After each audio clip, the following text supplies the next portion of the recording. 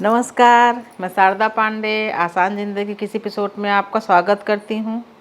जैसा कि पर्व त्यौहार चल रहा है, आपको सभी वीडियो दे रही हूँ।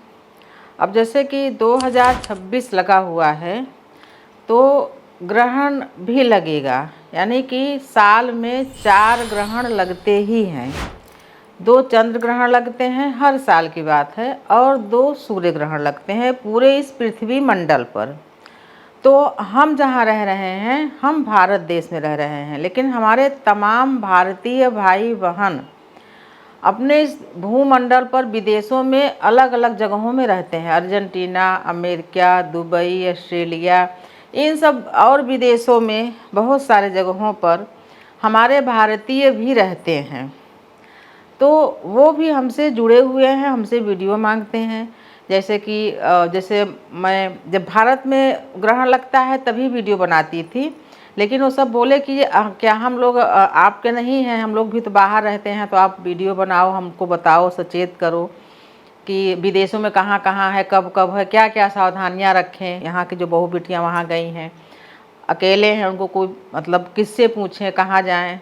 तो आपका वीडियो देख के हम सब कर लेते हैं, जो भी धार्मिक कार्य हैं उनके लिए भी हमको वीडियो बनाना पड़ता है। तो अभी साल का पहला यानी 2026 का पहला सूर्य ग्रहण लगेगा, जो कि भारत में नहीं रहेगा, भारत के बाहर विदेशों में रहेगा। तमाम हमारे भारतीय विदेशों में भी रहते हैं, तो ये वीडियो हम उनके लिए बना रहे हैं।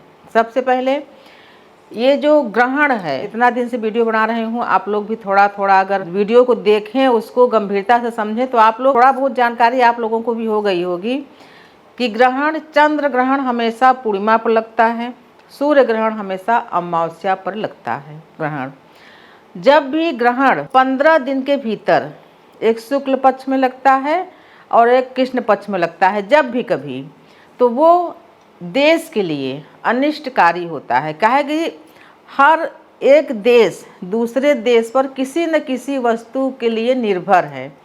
जैसे भारत कोई चीज़ बाहर भेजता है, तो बाहर का वहाँ का चीज़ भी कोई यहाँ आता है, तो संबंध तो बना हुआ है ना। तो जैसे कि पूजा पाठ कराते हैं तो बोलते हैं कि भाई विश्व का कल्याण हो, जन का कल्याण हो, गौ हत्या बंद हो, सभी धार्मिक हों और जो अधर्म है वो समाप्त हो। तो पूरे विश्व के लिए, कल्याण के लिए भी कहा जाता है, जपा जाता है। तो हम लोग तो यही चाहेंगे पूरे विश्व को लोग सुखी रहें।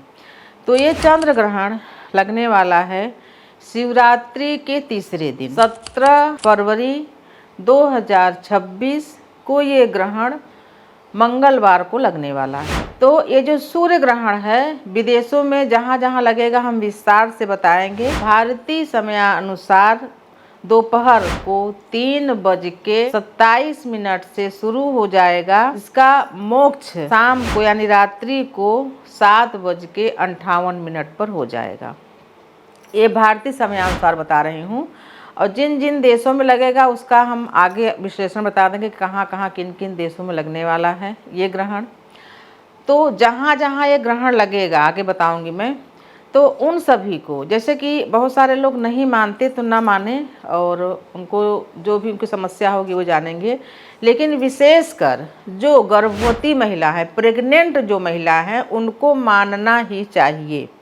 क्योंकि आंख बंद करने से अंधेरा सिर्फ स्वयं को दिखता है, बाकी अंधेरा नहीं होता। आंख बंद करने से दुनिया अंधेरी नहीं हो जाती है। बच्चा पेट में नहीं है तो कोई बात नहीं, तो आप कुछ करें न करें वो आपके ऊपर है, लेकिन प्रेग्नेंट महिलाओं को सावधानी इसलिए बरतें कि कभी कभी क्या होता है कि अगर बच्चा अपंग, अपाहिज या छिन्न भिन्न शरीर वाला पैदा हुआ तो आप जीवन भर परेशान रहोगे। तो थोड़ी सी सावधानी रख के आप अपने होने वाले बच्चे को स्वस्थ और सुंदर जन्म दे सकती हैं, यानी सुंदर बच्चे को जन्म दे सकती हैं। तो जो प्रेग्नेंट महिला हैं, जो धर्म कर्म मानती हैं, भारतीय महिला हैं, उनको क्या करना चाहिए? आप जैसे मैं भारतीय समय बताई, तो आप अपने यहाँ देखें कि आपके यहाँ उस समय क्या समय है, ग्रहण कब से लगा, कब मोक्ष होगा। तो जो सूर्य ग्रहण होता है, इसका जो सूतक होता है 12 घंटा, ग्रहण के 12 घंटा पहले लग के, और ग्रहण के साथ ही जब ग्रहण मोक्ष होता है तो उसी के साथ समाप्त हो जाता है।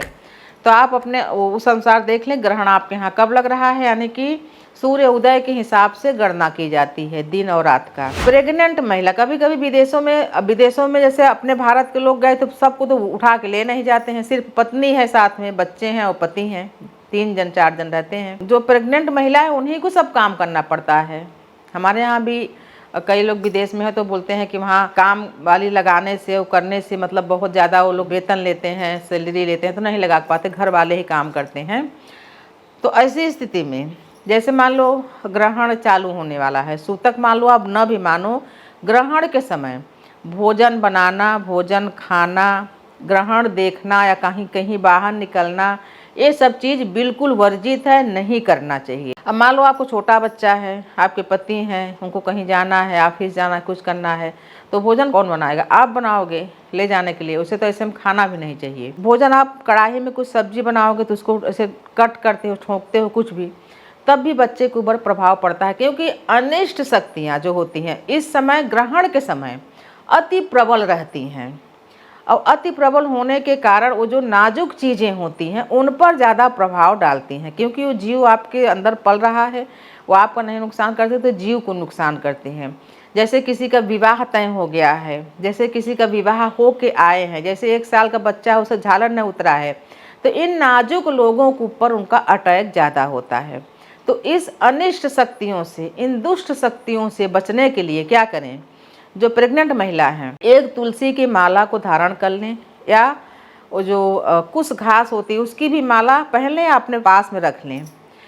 ग्रहण लगने से 5 घंटा पहले एक तांबे के पात्र में जल यानी पानी रख लें, उसमें 5 पत्ती तुलसी की डाल लें। एक प्रेग्नेंट महिला की सुरक्षा और होने वाले बच्चे की सुरक्षा के लिए बोल रही हूँ। 5 पत्ती तुलसी के डाल के ग्रहण के 5 घंटे पहले उसको रख लें, 5-7 घंटे पहले उसको रख लें। और ग्रहण लगने से 1 घंटे पहले पानी आप बिल्कुल पी सकते हो।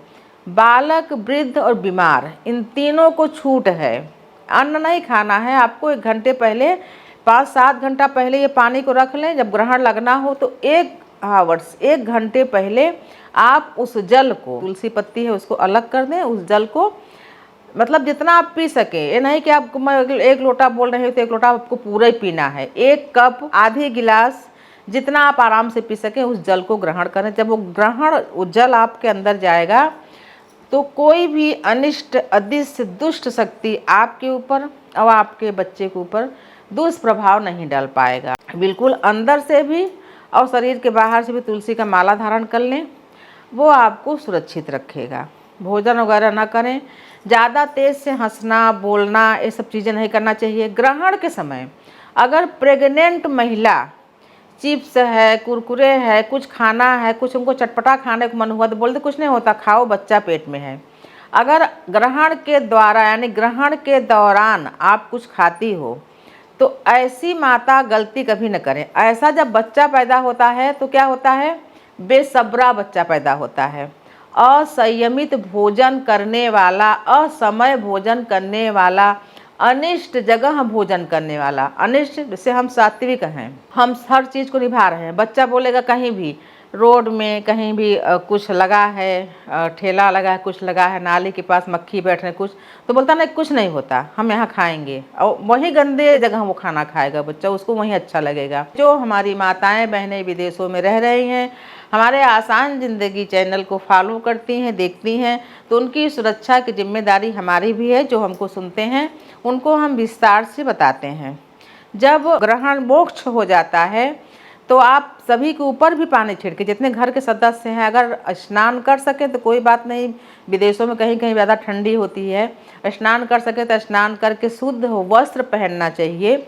अगर स्नान नहीं करते तो सभी के ऊपर गंगा जल छिड़क दें। दान भी वहाँ देने के लिए बोलते हैं तो दान भी कोई नहीं लेता, पैसा ट्रांसफ़र करवा लेते हैं अपने मोबाइल में, तो ये सब नहीं चलता। दान में क्या होता है, जिससे हम जीवन पाते हैं, जीवन शक्ति पाते हैं। अन्न का दान महत्व है, अन्न का दान, खाने का दान, वस्त्र का दान, ये सब दान होता है जिससे हम शरीर को ढक सके, शरीर को पुष्ट बना सके। ये सूर्य ग्रहण दक्षिण अफ्रीका, अर्जेंटीना, चिली, अंटार्कटिका में दिखाई देगा। तो जिन जिन देशों में ये ग्रहण लग रहा है उन देश में जो भारतीय हैं उनको सावधान रहने की आवश्यकता है। आगे के वीडियो में आपको मैं बताऊंगी घर में मंदिर की स्थापना के लिए आप लोगों ने पूछा है, तो घर में मंदिर स्थापना कब करें, कैसे करें, किन किन देवताओं की स्थापना करें और क्या आपको सावधानियां बरतनी चाहिए। तो चलिए, आप सभी लोग सुखी रहें, संपन्न रहें, सुरक्षित रहें, हमारे साथ बने रहें, देखते रहें आसान ज़िंदगी। तब तक के लिए नमस्कार।